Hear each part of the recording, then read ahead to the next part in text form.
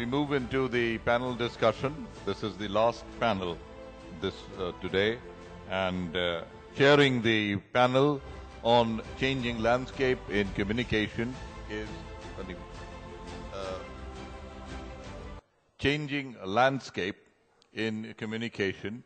I would request Tamal Bandyopadhyay, an author and journalist, to kindly come up and take stage. Tamal is one of the most respected business journalists in India.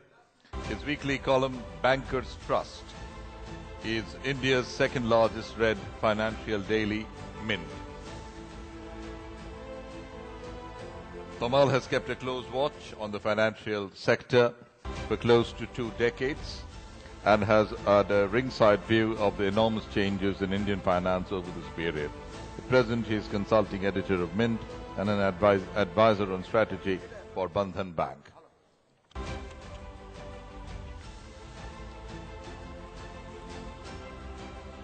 Joining us on the panel, Chief General Manager, Department of Communication, Reserve Bank of India, Alpana Killawala. Alpana ji has completed her bachelor's in political science and psychology from the University of Bombay. She started her career as a professional journalist. She is now the principal advisor of the Reserve Bank of India in her role. Her main functions are to advise the bank's top management on communication issues and strategize communication for the central bank and coordinating research and other projects relating to communication.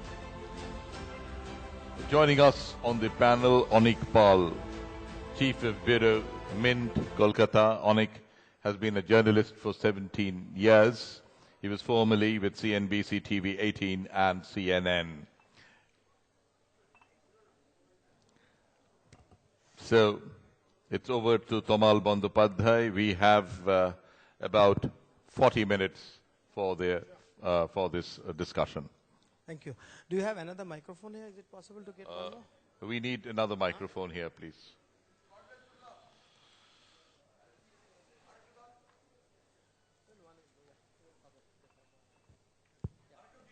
Okay, fine. Yeah.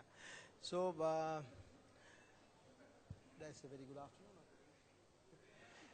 Yeah, good afternoon and a very warm welcome to this session on the changing face of communications. We have the communications chief of Indian Central Bank. All of you know who's in the news, particularly in West Bengal. You are aware of this. The kind of political protests have been going on.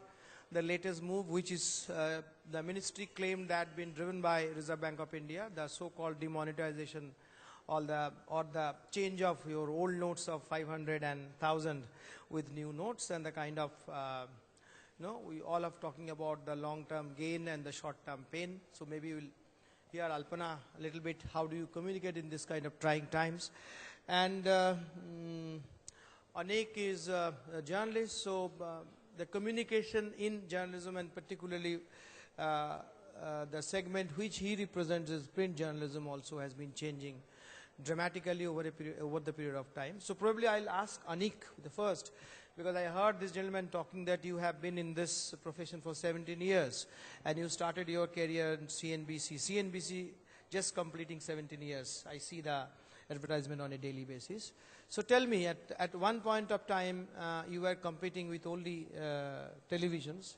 Now you are competing with, of course, television, as well as the online journalism, and plus the social media, the Twitters. Most of the news are being broken on Twitters and all. Can you give us a sense of how the newsroom has changed? I started my career with Business Standard, actually. So I spent about 5 years working for newspapers before I speak a little louder. Before I moved into television. So at that point, when we moved into television, we realized that television is the future of breaking news. So news would be broken on television, and newspapers would have to find a way to keep the same story relevant the next morning. So essentially, the challenge by then was quite clearly laid out for all print journalists, and that was to keep the story relevant for the next morning. So essentially it meant we move on from what happened to a much closer analysis of what it means. So as a journalist, we play with three things. That's a constant for any form, whether it's the social media, the print journalism, or television, and we break down any story into three parts typically. That is what happened, what it means, and what happens next. So to my mind, each medium focuses on one part of it. I mean, between what happened and what it means, each medium focuses on one thing and tries to do the second part as best as it could. In television or the social media form of journalism, I don't know if we can call it journalism yet, but essentially that form of news dissemination focuses more on what happened and tries to deliver it kind of on a real-time basis so that people following Twitter, Facebook, for instance, television channels, they are not behind in terms of information. As somebody who writes for a newspaper, my challenge now has always been to make better sense or help people, my readers, make better sense of any development. So that is pretty much the trend, and it's getting faster with Facebook, Twitter, etc. It's getting faster. Even television journalism is changing a lot, and information dissemination is getting faster and more on real-time basis. But I want to focus on one small thing, that is, in whatever we do, I mean, this landscape will change and will keep changing, but one thing remains a constant, that is making sense of developments.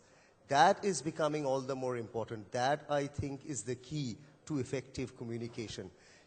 Even television channels, even people disseminating news through Twitter, etc., would have to grasp, would have to understand what certain thing happening means, how it affects people, and only when somebody understands that, or the better you understand that, the more effective communication comes from you. I think that is a constant, that is something that was constant even 20 years ago or more, when we had only Doordarshan television channel, or we only had All India Radio, and we only had a lot of newspapers, and there was absolutely no form of real-time journalism. So even then, I would think, even at that time, that meant a lot, and that still means a lot. I mean, you have, 144 characters to narrate a story when you're talking of Twitter? So you have to really understand what something means. You have only 144 characters to describe it. So unless you really understand what it means, your communication doesn't become effective. For effective communication, the thrust is on understanding what it means. Thanks, Anik. So essentially what you're saying is this breaking news is no more the job of a newspaper, print newspaper, but you break down news. You break down Somebody else breaks the news, but you still remain relevant because you break down news. You just say the why and what. Why and what, exactly, how it affects people. Yeah, Alpana, you have been, you were a journalist before, and you have been with the news, with India's central bank now, what, 25 years? Yeah, okay, quarter century. Tell us, once upon a time, when I started news reporting on Reserve Bank of India 20 years back, there are only two credit policies in the so-called busy season and the slack season policy and all. So that was the only, or rather that is the main points of interface with RBI. And there are too few journalists covering banking, because very esoteric subject, too tough and all. But now you throw a stone, it will hit a bank reporter. And you have 6 policies. And then you have a situation like so-called demonetization and all. And you have the social media and all. So give us a sense how your role vis-a-vis communicating with the larger, the masses. Like credit policy, you need to make it understand to the business media and analysts and economists and of course bankers. But now what we are hearing the replacement of 500 and 1,000 rupee notes, you need to communicate with 1.3 billion Indians. And the other day, RBI governor was sort of had a rough time at the Calcutta airport by one particular political party cadres. They sort of manhandled him, whatever you call it. So how your universe of communication is changing? It's really tough, and I have only myself to blame for it, I would say. because I remember the day, like you say, no, I took over in RBI. There was hardly any reporter who was following central banking in particular, banking in general. And today, it's every alternate journalist wants to cover banking, and this is little easy, but when Dr. Raghuram Rajan took over as RBI governor, the entire newsroom wanted to cover RBI, especially the young girls. So it's really tough because people really don't understand banking or even central banking, which is a very complex subject. But they want to give opinion, they want to write about it, and they want to break news about central banking every day. And that makes my life very difficult. Just to give you one example, you mentioned this current times and the so-called demonetization. The night that decision was announced by the Prime Minister on television, I had to stay in office till about 4:45 a.m. in the morning. I left office at 4:45. And after that, it's been a roller coaster ride even till today. I get calls not only from journalists who are not covering banking or central banking, but also other journalists and general public. I wonder where they found my number from.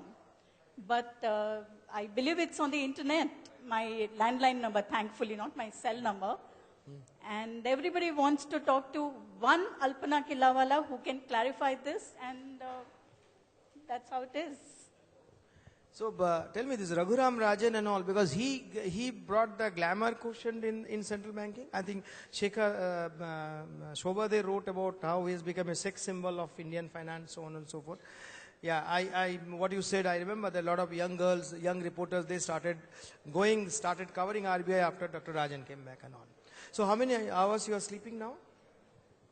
Now it's slightly better, but in the initial days of this whole episode starting, it was barely 2 to 3 hours every day. Okay, now tell us, I'll come to Anik later and all. I understand, like for instance, today I was told in WhatsApp, one particular few moments going on and all, somebody is cutting a 1,000 rupee notes into pieces and bringing out a little white substance out of it, probably the security line, whatever it is. But the message which is being communicated is this: there is a chip. So if you are holding 1,000 rupee note, be aware of it. RBI has created a situation, you will be caught. Now, of course, this is not true. So from sitting in your perch, how do you handle this kind of situation? Actually, it's very difficult. In fact, I wanted to ask this question of Mr. Anuj also, because he also worked in, and a lot of us are working in public sector. In a media like social media or television or wire agencies where everything is instant, we in public bodies find it very difficult to keep pace because we have a process which we need to follow. If I have to deny something, if I have to say something on the television, if I have to say something by way of a press release or something, I need several approvals. I cannot just take it upon myself and say yes, no, or whatever. So I find it very difficult that people want instant answers. Things like WhatsApp spreads rumors or information like wildfire, and we sitting in public bodies have to wait till the approvals come. By the time the approvals come, it's probably next day. And then when we deny, we are already late or behind time by 24 hours. So it's very difficult. But media like social media or WhatsApp especially, I just can't understand how people do this. I mean, you cutting a 2,000 rupees valid note with a blade on a video, and it's going around and people are forwarding left, right and center. They have no respect for the currency note. And what are you trying to take out? That white piece, it's a security thread, man. I mean, how can you call it a chip? Have you not seen a chip? And do you not know technology? How can you trust such thing? So Alpana, here is some 100-odd people, maybe they are listening to you and they will carry your voice. But have you responded to this particular clip on behalf of Central Bank? No, in the morning I got it from a cousin of mine and I shouted at him just like I shouted just now, saying that how can you, this fellow should be punished who cut out a note and all that. But to officially respond to it, I need approvals. And approvals don't come very, I mean, they are also so busy. A governor or a deputy governor who is running a bank, a central bank, a policy in a central bank, his focus is more on ensuring that the printing of notes is proper. They receive the supplies every day, they distribute it properly, they go to bank branches, the branches distribute them to the people. That's more important for them, rather than just denying a WhatsApp. I mean, that's also part of the job, I agree. But then, how many can you deny? How much can you say? And how much will you be believed? I don't know. Okay. No, but I don't know. Probably you also need to change in the changing times.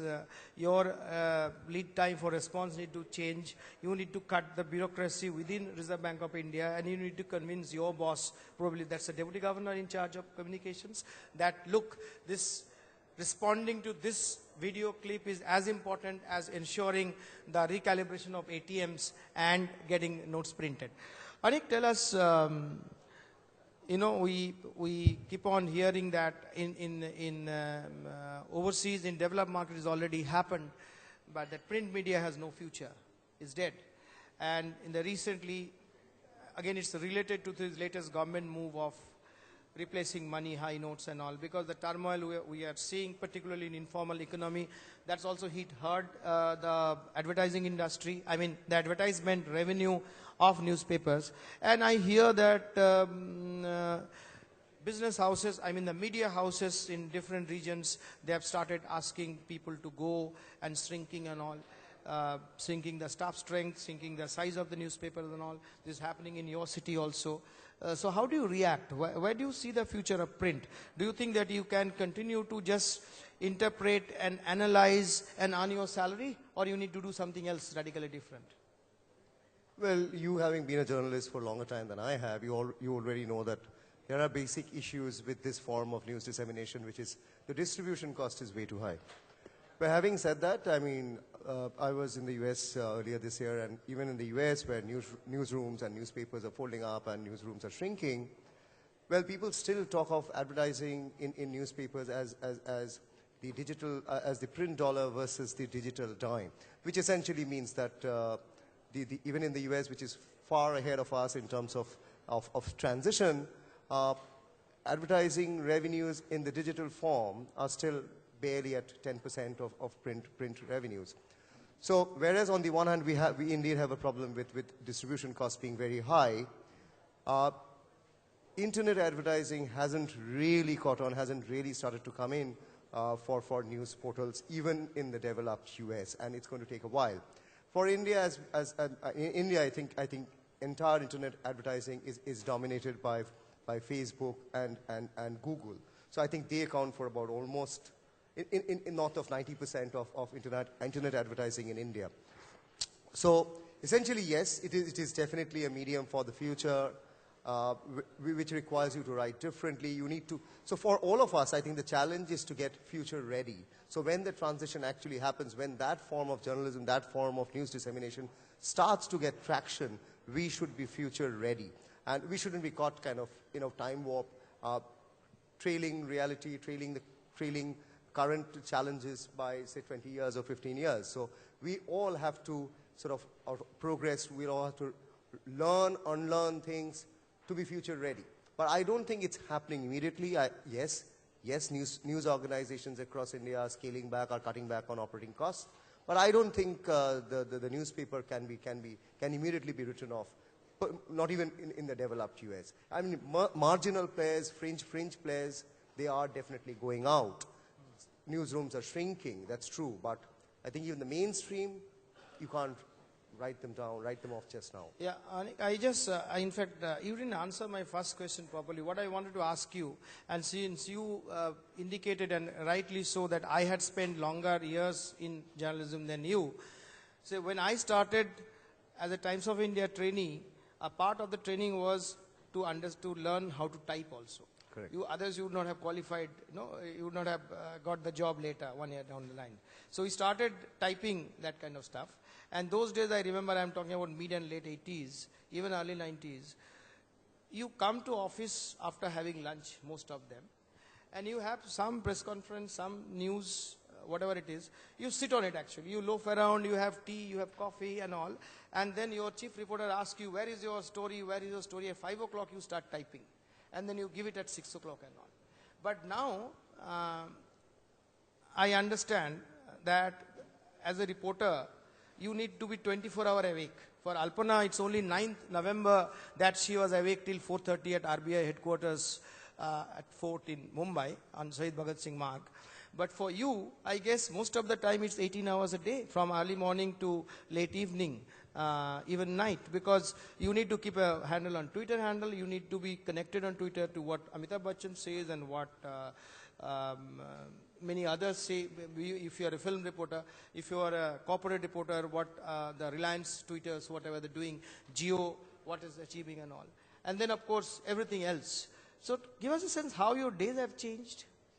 Well, of course, I mean, here now everything is real time, just now, right now. So, of course, but at the same time, I mean, any smart reporter, learns how to have fun, even while you are technically working. So, you're not working all the time. You're probably working all the time and also having fun. So, you kind of learn to mix that in your day plan. That's how your day becomes. So, at times you might be required to work at 12 o'clock. At times you might be required to work at 6 o'clock. But you might have days when you have not had anything to do, so to speak, unless, planned stuff which you are doing, which is not unplanned. So you have to internalize it. These unplanned, how to react to unplanned news developments, news breaks, is something that you internalize. You can't complain about it. That's part of the job.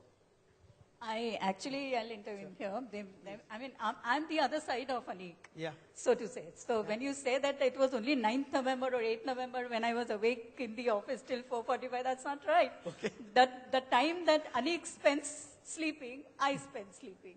Okay. Otherwise, we are working together. He on one side, I on other side. So from say, what is that Anik does? Anik does nothing but, Anik is nothing but an intermediator. What happens in your house, Anik reaches to these people's houses, right? So Anik and you need to work in tandem. Yes. That's what you essentially says. Absolutely. So if Anik is working 16 hours, Alpana Killawala too works 16 hours, right? Very much. But And I think that is what we all need to understand, that the communication department is we are complementary, not adversary. Okay. So journalists and corporate communication should understand that. Work together. We'll have one more, probably another, we have a little more time, but does anybody have any particular question to any one of them? Yes. Can this gentleman have a mic, please? You will be there.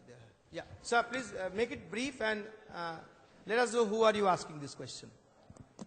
I am P.B. Raghavendra Rao, retired from Union Bank of India, Sir. coming from Hyderabad chapter of PRSI. Aparna ji, I can understand your tension and constraint. I think even this meeting you are attending must have taken permission from your boss. So the thing is that, only thing you could have done is that, at least you could have communicated to the public the, ills in the supply of the currency. Now what happens, few banks, they have got lot of currency, even new currency have come into black. And nationalized banks, from which I hail from, are unfortunate casualty, and public is suspecting the nationalized banks. In this, I think Reserve Bank had a great misstep. I can say with oath safe, as I am holding also position in All India Union Bank Retirees Federation, etc. Okay, so, Alpana, that is my question. Sir, you made your point. Alpana, want to answer? You are a banker, sir, so you know what constraints and what limitations we function under. As a matter of policy, we as Reserve Bank are not talking on the substantive part of what in public is known as demonetization. So forgive me, I'll not be able to answer your question. Okay, this gentleman needs one question. Very good evening. What she makes it clear that she can't talk on demonetization per se, so don't ask any question related to demonetization. Yeah. Very good evening. You are still very important person over here because we are forced towards plastic money. And looking at the IT infrastructure, the law, and 9 out of 10, we are talking about your mobile is your wallet. And 9 out of 10 mobile doesn't have a basic antivirus. So what is your anticipation about the cyber security in the coming 2 years or 1 year. Are you ready for it? And what mandate you have for the banks and the financial institutes or the people who are supplying plastic money to minimize the cyber crimes? Okay, thanks. Basically, awareness is the key to everything. People need to be aware about what are the precautions that we need to take. Banks are doing a good job at the awareness campaigns. We are also shortly going to undertake that kind of awareness campaign. And I would say only this much, that without too much boasting, I can say that India is among very few countries which has two-step authentication in any kind of plastic transaction, electronic payments, which no other country has. So unless you are so complacent and you share your second-step authentication also, the chances of your getting defrauded are very less. Okay. But people here are very complacent, very gullible, and they kind of, that mobile phone OTP received on your mobile phone, you can stop it. Today, Tamal himself has stopped one transaction because he got an SMS.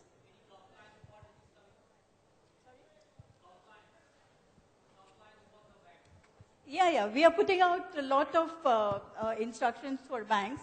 Banks are also doing a lot of cyber security kind of exercises. So that exercise is ongoing. Okay. Quick one question each, Alpana and Anik. Anik, for you, you said that print will still remain relevant, and for many years, at least in the near future, you don't see any kind of problem and all. So could you give us a sense, like, in a very short, in a less than a minute answers, in terms of communicating with the masses, in terms of breaking down and telling the real stories and all, I'm not talking about ethics and other part. Do you see there is an evolution in Indian journalism in terms, as far as when the communication is concerned? Do you see you are communicating better with the readers than what you used to do in 5 years before? And do you see, to do this, the kind of research and analysis, the time and the money to spend, the houses, the media houses are ready to spend on their people? Well, first question, of course, I mean, communication style, etc., everything is evolving and evolving very fast. If you look at, I'll give an example of Quint.com, which is doing phenomenally well in terms of communicating in the digital space. And its format, its medium, its content is completely different from what we have seen previously. Yes, there is an evolution happening, and everyone who is working in this field must be future ready, as I said previously. In terms of investment into manpower, into manpower, well, I think, to my mind, I don't think news organizations are doing enough to invest into manpower. It is more individual driven. The attempt to be future ready is more individual driven. Okay, Alpana, this is the last question, and tell me, the previous governor before Raghuram Rajan, Dr. Subbarao, has written a book, first of its kind by any RBI governor. Those who do not know, they can check it out. It's called Who Moved My Interest Rate? And there, Dr. Subbarao said that there have been many criticism about his decisions, which in retrospect, they're all probably valid. But at that point of time when he took the call, given the information that he had was the right decision, he stand by it. But he said, I aid in communicating.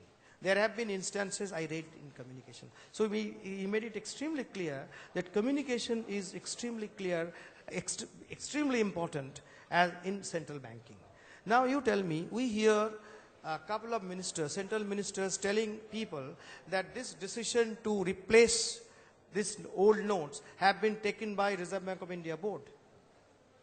But the public perception is this is not. It's just a formality, the process which the board has carried, it's the government decision. But you are not denying it, you are not telling the public the truth. You said that you need to check with your boss and come out with the adequate explanation and everything. So on such an issues and all, it's a very critical communication. Why do you how do you improve, or would you continue to remain silent and later said that we aid in communication? As of now, we are keeping quiet. Later, I don't know. Okay. So I think we don't have any much time. It's an interesting thing. We could have gone on with Alpana here and Anik, but unfortunately, thank you both of you. Give them a big hand, please. Thank you. Thank you, Tamal. It was a wonderful panel, and we will greet the panelists here. May I request Rita Das and Chaudhary Shah, members of PRSI, to kindly come and greet our panelists here. First, we will greet Alpana Killawala.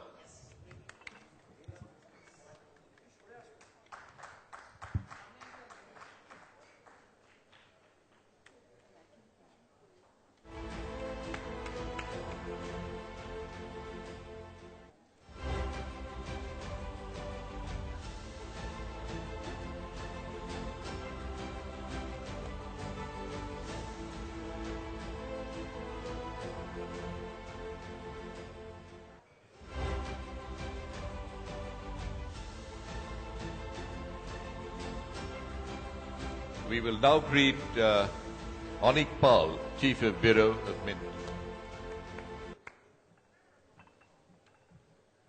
Chaudhary Shah doing the honors for us.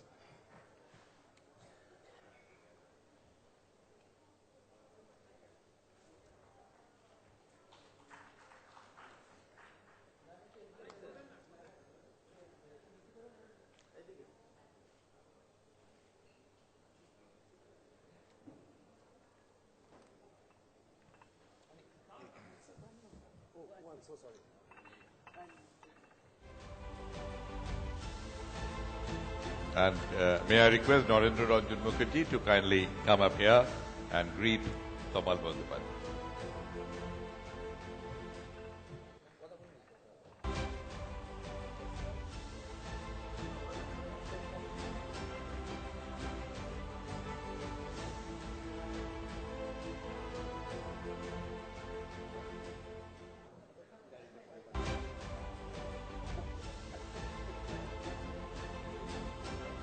Thank you very much.